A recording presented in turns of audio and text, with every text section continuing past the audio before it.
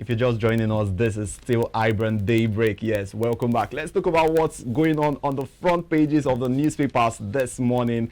Joining us for this segment of the show is a political technocrat in the person of Dr. Dayo Kayode. Welcome to the show, Dr. Dayo. Jide, this is really, you are talking about newspapers, see you are discussing, this is your sports this thing. I mean, we have to diversify. Always running a commentary.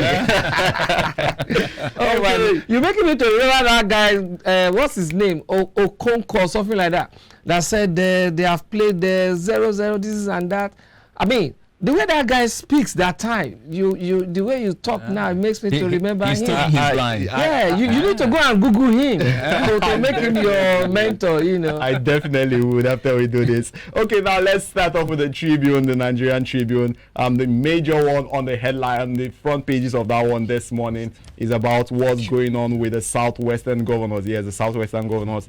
They met senators and representatives from that side of the country. The writer of this one talks about the fiscal decentralization, state police. Those were the top agendas. And that's another one about autumn. Southern reps back governors on South for 2023 presidency. Northern elders say no. Now at the top part of this paper, we'll see one about aftermath of viral video. Edo government takes over Akoko Edo Road. When you move on, you see this one about prosecute Magu.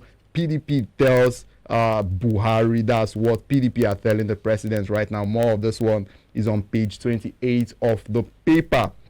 Another one is about the House of Reps bill for establishment of state police skills, second reading at the Reps. And this one, more of it on page 25. PIB, National Assembly unveils Harmonization Committee. That's the new updates about PIB. On page 17 of the paper, we said there's one about presidency backing security agencies on arrest of Kano raid on Iboho's home. There's another one about gunmen kidnap 4 farmers in Ekiti State, demand 50 million naira ransom. And then there's this one about traditional rulers, chiefs escape death in Plateau. And then another one at the back page of the paper, Oyetola unveils Osun Sports Festival. At the base of the paper, we'll see a hunter was shot dead, security operatives injured as kidnapped passengers are rescued in Osun State. Michael? Right away to the Punch.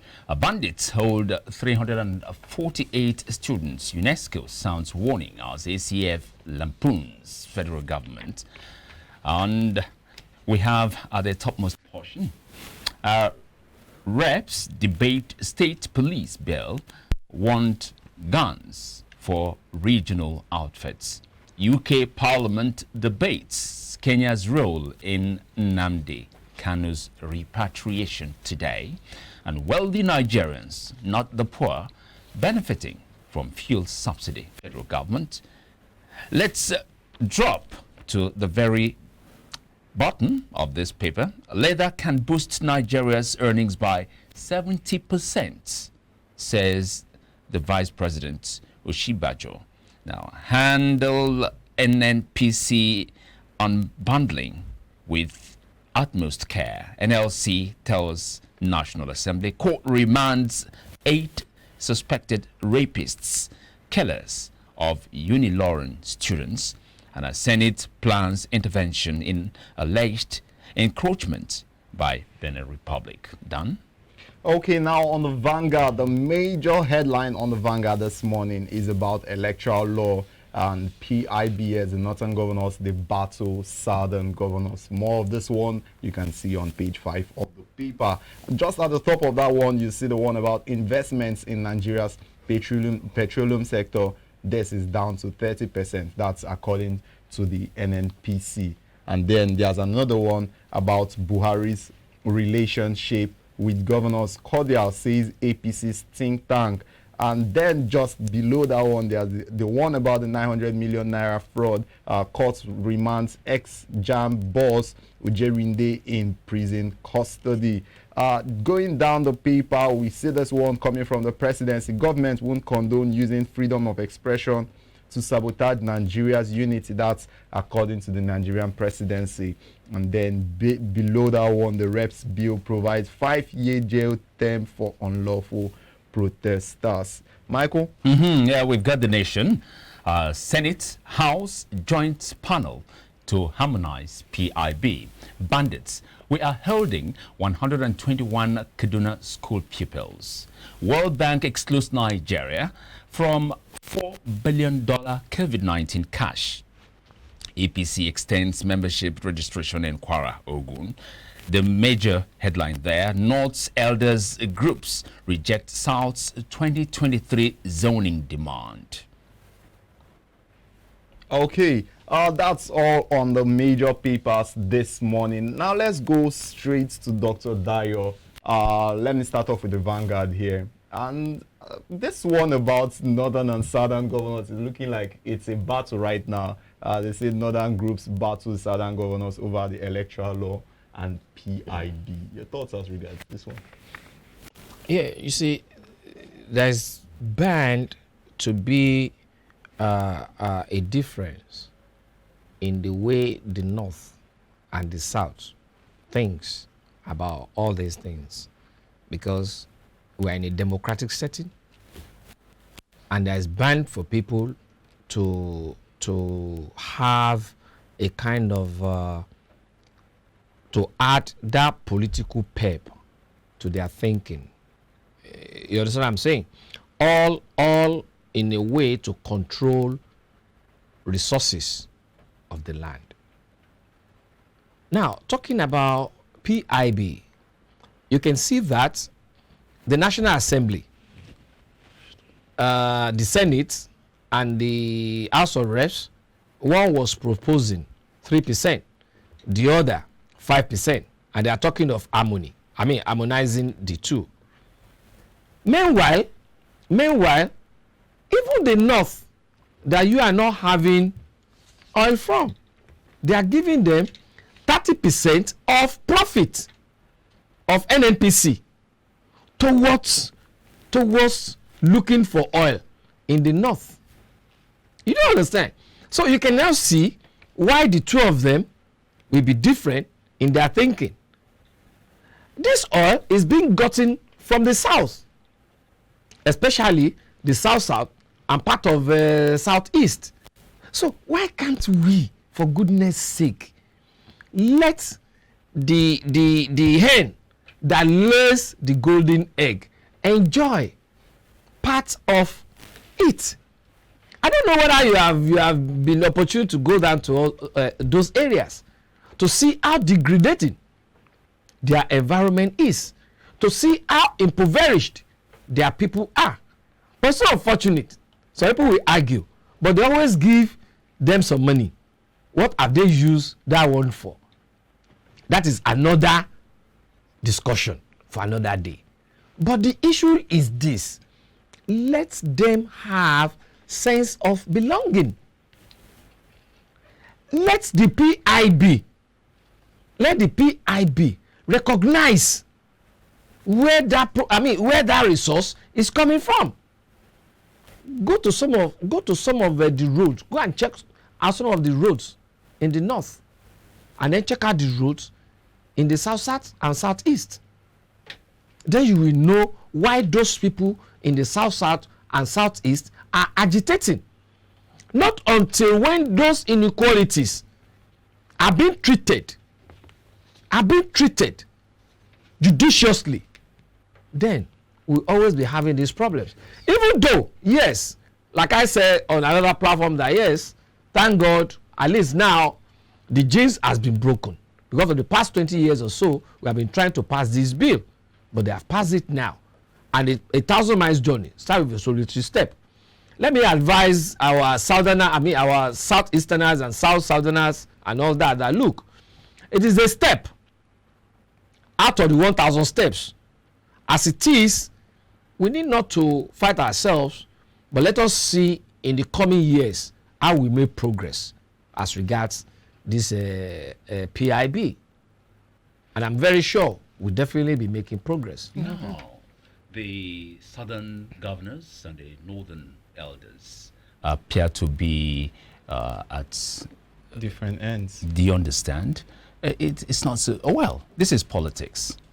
So in a political, it is good for our democracy. Yeah, that's exactly what I'm trying to say. Yes. Now, don't you think the solution to this problem is not in sight? Because it has to go a lot of processes, trying to thrash out the differences and eventually agree to a point.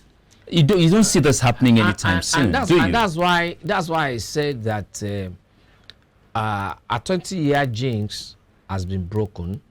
Which is the passage of this PIB, which has been in the offing since, and nobody was ready to, none of the assemblies were ready to pass it. But then this particular assembly has taken the bull by the horn and then passed it. Even though there are some gray areas, like the allocation to the south, and then the one to the north. Even when you go further in that bill, I think section 24 or thereabout, that was talking about penalties for gas flaring. The money is still going to be domiciled with the federal government. Why not those people that are suffering the gas flaring, that the environment are being degraded? Yeah. Do you understand? Why not that area? Now, Doc, let's now shift to the Electoral Act Amendment Bill. What elements constituted the Electoral Act that now call for its amendment? Well, you're going to see that the democracy in Nigeria is about how many years now? 1999 to now. Okay? And it's been growing.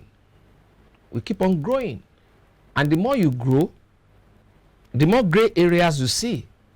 And the more gray areas you see, the more improvement you want to put in there. You cannot compare democracy in Nigeria with that of democracy even in India. Even in India. Let's not leave America, UK, France, and all that alone. Do you understand? So each day that breaks within our political environment comes with its own complexities. And with its own complexities opens up our brains to see further and then say, okay, look, we got to do this. Okay, we did this yesterday. It wasn't good enough. So let's try something else. Let us try something else. All right? But in amending, in moving forward within our democratic setting, we shouldn't be driven. We shouldn't allow ourselves to be driven with what we are going to gain personally without looking at the entirety of the nation. Like, how can a whole National Assembly be telling us that at this age and time you want to remove the transmission of results electronically, which has to a very large extent improved our democracy? It is a seemingly aristocratic decision. Do you understand? Yeah. Looking at the array of personalities we have there, starting from even the Speaker of the House of Reps, who claims, because I never seen his resume before, that's why I'm using, who claims to be a barrister by training. Right? And we knew all he did to become the Speaker of the House. I wouldn't expect him to preside on such a thing. Now we'll talk of the President of the Senate and some other people there. It is nothing other than backwardness. I was expecting them to come and okay, look, We have been using our ATM to collect money without even entering the bank. All right? You have been transferring money without even getting to the bank. And the whole information will be still controlled by the bank. So why can't we use that particular system to always imbibe electronic voting, whereby people will not be able to steal anybody's vote? It will reduce chaos. It will reduce killings. It will reduce maiming. It will reduce snatching of ballot boxes. It will reduce arson. And it's even more economical. More economical because we can be here doing our analysis, doing our discussions, and I will still be casting my vote. Do you understand? It easier. It makes everything easier. It reduces even the amount of budget. When you reduce the amount of budget, then you have more money to send to infrastructural development. When I read that, honestly speaking, I was so much disappointed in the leadership of the National Assembly that controls the nation. Something needs to be done. With this disagreement now, where do you think we're headed? Yes, it has shown the people, the caliber of people that they have voted to be managing the constitution of the country. 2023 is by the corner. So everybody, I was discussing with somebody today. I gave the person a ride. We got talking as regards situation in Nigeria. And he was blaming the leadership. I allowed him to talk. I said, sir, you are my very good friend of how many years now? On this, I'm departing from what you just said. Those leaders, were they born leaders? Were they born leaders? No. You made them. You made them. And you can decide to withdraw your support from them. Like I always enjoy your sport, whatever. If you say something that I don't like, if I see that you love Arsenal more than Chelsea, I will decide not to listen to you.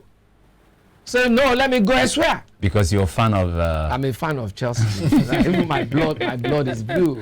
Do you understand? Yes, we do. So, when somebody who you have accosted to be your leader is doing something that is tantamount to your non-living as a human being, then you withdraw your support from that person. Okay, now wait. Wouldn't you think that the move to remove the electronic voting system could be because of the fact that the manual collation of results is the one we know that is enshrined in the Constitution? So they want to keep things running constitutionally, and they don't want to inject anything that will violate the Constitution of the land. Hello? Oga Mike. Let me also, even though I'm not a trained lawyer, but at least I understand a little bit of ABC to Z. In the past, we used that electronic transmission. Abi? Where was it? Why did they use it? Because it was in the in our electoral laws. Which one are you talking about? You're mixing it up. We're talking of electoral law now. No, you know, this electoral law is one now that is being amended. Yes, sure. I thought you were talking about electronic. The electronic is the new one. That's the new Listen, one. The electronic transmission of results had been in that electoral law before they can implement it. Yes or no? Because something made them to implement it. Yes. It was the former amendment that made them to implement it. Because initially when it was muted, they said it was not in the electoral law. Are you with me? Okay. And then something was done before it was made use of. Okay? Let us even assume that there was no even proclamation as regards that. But this is something we have used. I don't know whether you understand. This is something we have used and we have seen it working. It has reduced some elements of infringements within our electoral process. So why can't you just stamp it? Like I always say, why are you calling some refineries illegal? So why? Because those refineries, they are producing products that people are using. So if you are saying they are not well trained, they don't have good equipment, they don't have this, they don't have, why don't you provide that and then stamp it legal and then let them be producing? Then we will get out of this obnoxious subsidy that have been eating us like ants. So if you think the move is not because they want to stand with what is in the Constitution, why do you think they made such move to? What I'm saying, if it's not there, why are they saying they are removing it from the amendment? So what's it?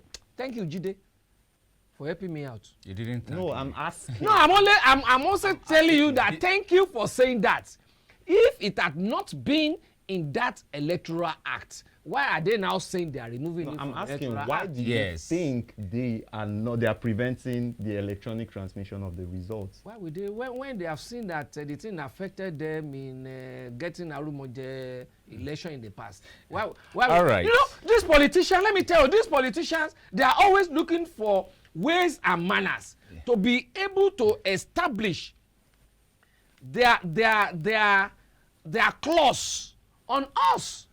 All so whenever they find out that we are getting their tricks, they will say, okay, we try another spanner again. All right. There won't be any removal of it. Let's wait and see. Okay, let's Thank keep you our very fingers much, crossed Mr. and Dayo. see what eventually pans out. Thank you so very much. That's been Dr. Dayo Kayode, political technocrat, taking us through the first phase of our discussion this morning. And we're still going to talk about this very subject. That is when the next guest steps in. Thank you very much again. It's my pleasure. Thank you. We'll be taking a break and come back shortly with the second phase of this discussion. Don't go away.